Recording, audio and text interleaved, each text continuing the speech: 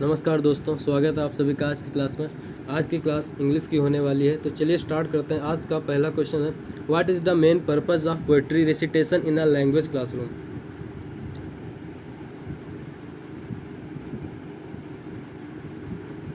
इसका सही जवाब होगा option C, to enjoy and appreciate the poem. Next question है, these students are most disobedient in the above sentence, point out gender of the word students. इसका सही जवाब होगा ऑप्शन सी, कॉमन जेंडर, क्योंकि स्टूडेंट गर्ल्स भी हो सकते हैं और बॉयज़ भी हो सकते हैं, इसीलिए स्टूडेंट को कॉमन जेंडर कहा जाता है। नेक्स्ट क्वेश्चन है, नेक्स्ट है हमारा passage. Yesterday, two brave children of Gangapur were awarded Brave Hearts Award. They have exhibited a great spirit of selflessness and courage. Hers, a 12-year-old boy, saved a little girl from drowning in the river that flows along his village. Garima has been awarded for her presence of mind. जिसमें third और fourth question का जवाब हमको passage से देना है। Question है, which kind of noun is Gangapur, यानी गंगापुर कैसा नाउन है। तो yesterday two brave children of Gangapur, तो गंगापुर है वो किसी प्लेस का नाम है, इसीलिए यह प्रॉपर नाउन होगा। तो इसमें ऑप्शन डी सही है, प्रॉपर नाउन। नेक्स्ट क्वेश्चन है, which part of speech is the word brave. तो जो ब्रेव वर्ड यूज हुआ है वह यूज हुआ है चिल्ड्रन के लिए। तो चिल्ड्रन नाउन है और जो वर्ड नाउन की विशेषता बताते हैं उनको एडजेक्टिव कहा जाता है। तो फोर्थ क्वेश्चन में ऑप्शन ए सही होगा, एडजेक्टिव। नेक्स्ट क्वेश्चन है, in the sentence he was going along the road, point out the tense.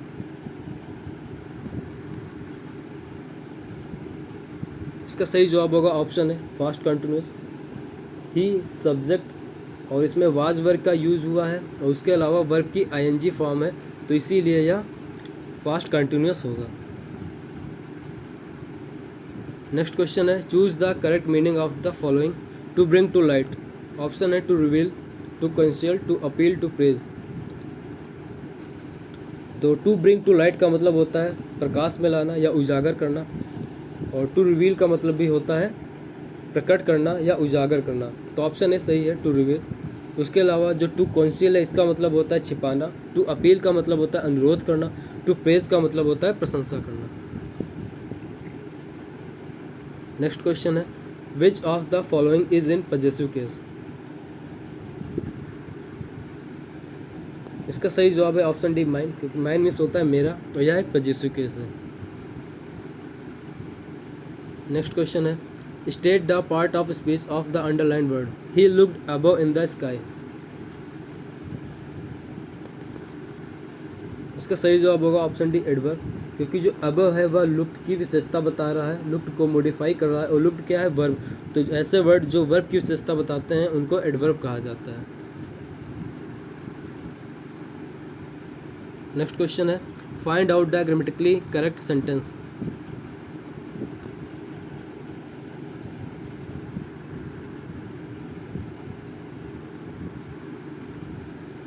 इसका सही जवाब है option B, it is you who are responsible for the downfall. यह तुम हो जो हार के लिए उत्तरदायी हो। तो ऑप्शन बी इसमें सही है। ऑप्शन ए में क्या गलत था, ऑप्शन ए में यहाँ पे आर की जगह पे इज होना चाहिए, क्योंकि पॉलिटिक्स सिंगुलर है, इसीलिए यहाँ पे इज होना चाहिए था।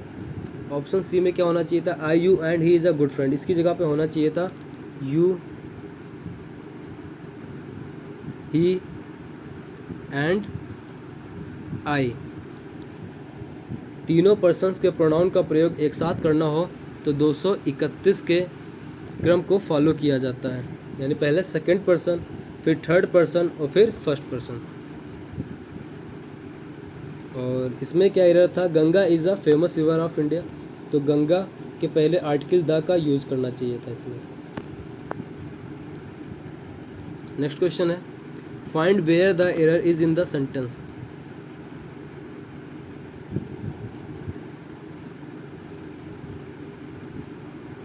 इसका सही जवाब है ऑप्शन है, यहाँ पे होना चाहिए था I reach school in time every day. ऐसे शब्द जैसे seldom, usually, sometimes, often, everyday, it, जो हैबिचुअल एक्शन बताते हैं के साथ सिंपल प्रेजेंट का इस्तेमाल किया जाता है। नेक्स्ट क्वेश्चन है, phonetics is the science of.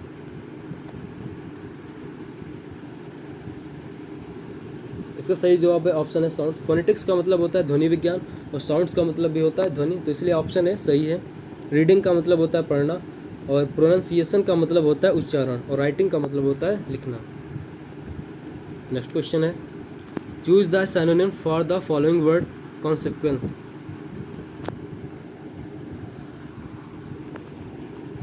इसका सही जवाब होगा ऑप्शन डी रिजल्ट, क्योंकि कॉन्सिक्वेंस का मतलब होता है परिणाम और रिजल्ट का मतलब भी होता है परिणाम, तो ऑप्शन डी इसमें सही है। और प्रूफ का मतलब होता है साक्ष्य, कंक्लूजन का मतलब होता है निष्कर्ष और एंड का मतलब होता है समाप्ति। नेक्स्ट क्वेश्चन है, which is the adjective in the given sentence, the tall girl met a boy. इसका सही जवाब होगा ऑप्शन है टॉल, क्योंकि जो गर्ल है वो नाउन है और जो वर्ड नाउन की विशेषता बताते हैं उनको एडजेक्टिव कहा जाता है। नेक्स्ट क्वेश्चन है, right the feminine form of drag.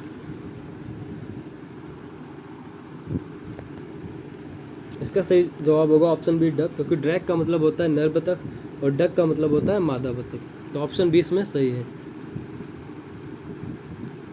Next question है, give the antonym of the following word minimise.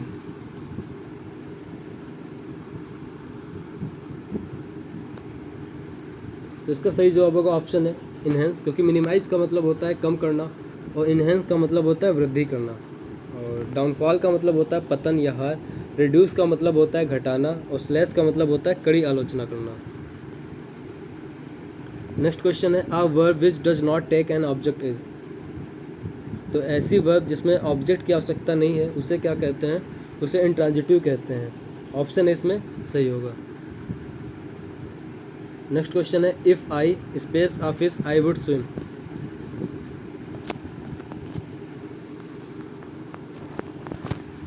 इसका सही जवाब होगा option C were, if I were a fish I would swim. अगर मैं मछली होता तो मैं तैर लेता, तो यहाँ पे ऑप्शन सी सही होगा वर। ऐसे सेंटेंस जो किसी इच्छा को बताते हैं कि अगर मैं ये होता तो मैं वो कर लेता, वहाँ पे फिक्स वर्ब का यूज किया जाता है वर, तो ऑप्शन सी इसमें सही है। नेक्स्ट क्वेश्चन है, mention a common suitable suffix to the following word heal. यानी हील में कौन सा सफिक्स जोड़े जिससे एक वर्ड बन जाए, ऑप्शन है ATE, FY, SIS, TS। तो हील में TH जोड़ दे तो यह वर्ड बन जाएगा हेल्थ, तो ऑप्शन डी इसमें सही होगा।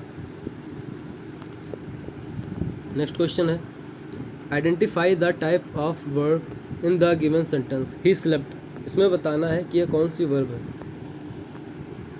इसका सही जवाब होगा ऑप्शन बी इंट्रांजिटिव वर्ब, क्योंकि इसमें ऑब्जेक्ट नहीं है, तो ऐसे वर्ब जिसमें ऑब्जेक्ट का यूज नहीं होता है इंट्रांजिटिव वर्ब कहलाते हैं। नेक्स्ट क्वेश्चन है, give the synonym of the following word dappled. इसका सही जवाब होगा ऑप्शन है स्पॉटेड, क्योंकि डैपल्ड का मतलब होता है चितकबरा और स्पॉटेड का मतलब भी होता है चितकबरा। नेक्स्ट क्वेश्चन है, use the correct form of verb in the following sentence he in Allahabad for 5 years। इसका सही जवाब होगा option B has been living, he has been living in Allahabad for 5 years।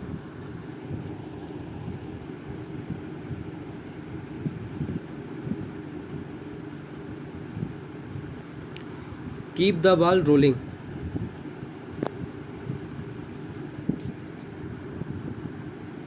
इसका सही जवाब होगा ऑप्शन है प्रेजेंट पार्टिसिपल।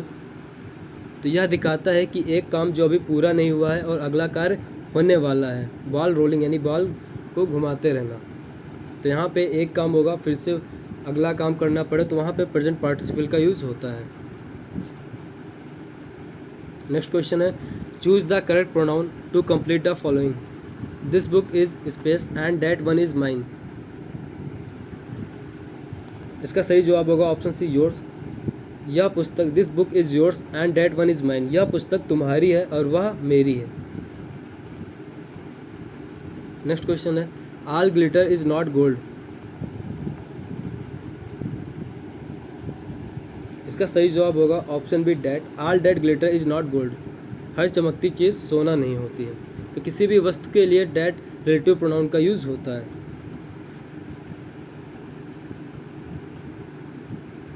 नेक्स्ट क्वेश्चन है, if the superlative degree is least then the positive degree is.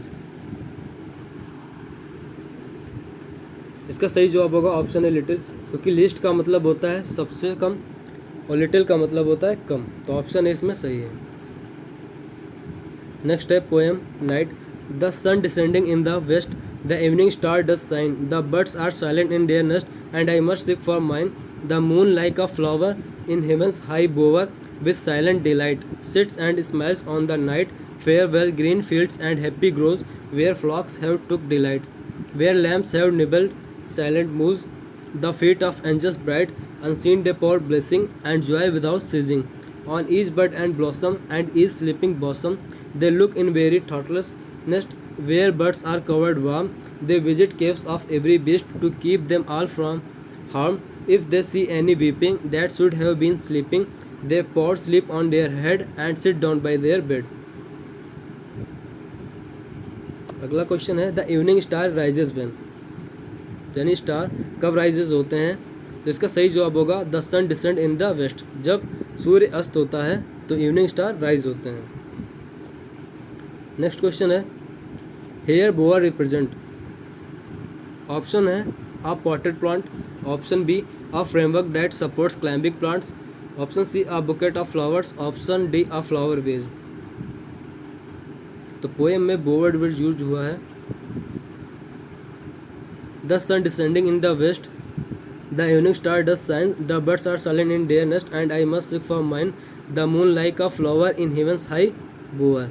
यानी जो मून है वह बिल्कुल फूल की तरह है स्वर्ग के ऊंचे मंडप में। तो यहाँ पे 27 क्वेश्चन में ऑप्शन बी सही होगा, अ framework that support climbing plants. यानी ऐसा फ्रेमवर्क जो क्लाइंबिंग, जो पेड़ को सहारे की ज़रूरत होती है, ऐसे का उसका फ्रेमवर्क है वो बोवर की तरह। नेक्स्ट क्वेश्चन है, the poet compares moon to. तो इसका सही जवाब होगा अ फ्लावर, क्योंकि यहाँ पे जो मून का कंपेरिजन है वो किसकी तरह बताया गया है? वो फ्लावर की तरह बताया गया है, the moon like a flower. तो इसमें फ्लावर सही होगा। नेक्स्ट क्वेश्चन है, the angel come down on earth to speed moonlight, give blessing and joy, make people dance and have fun, take blessing and joy. इसका सही जवाब होगा option B, give blessing and joy. यानी angel धरती पे आती हैं लोगों को खुश करने के लिए और उनको आशीर्वाद देने के लिए। नेक्स्ट क्वेश्चन है, birds is described as thoughtlessness because. Option है the angels are blessing the birds to be happy, the birds are covered in the warmth of their nest, it is made without any thought, the occupants are asleep without any care. तो यहाँ पे जो next word use हुआ है वह use हुआ है they look in every thoughtlessness nest. They look in every thoughtless nest. तो यहाँ पे इसका सही जवाब होगा it is made without any thought. तो ऑप्शन सी इसमें सही होगा।